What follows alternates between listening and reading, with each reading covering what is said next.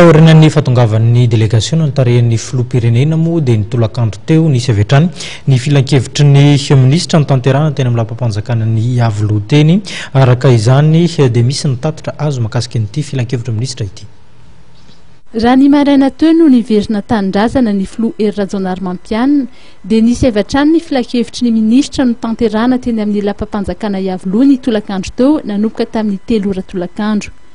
Voaka nandritra izany ny didim-panjakana miantso ireo solombavam-bahoaka amin'ny fivoriana tsy ara-potoana ny alatsinainy ho avy izao.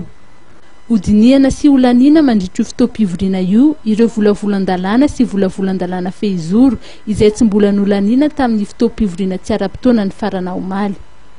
Eo anivon'ny ministeran'ny fampianarana ambony sy ny fikarohana ara-tsiansa kosa indray dia nivoaka ny didim-panjakana mikasika ny famaranana ny fe-potoana iasana na ny mandat ny filohan'ny université any Mahajanga.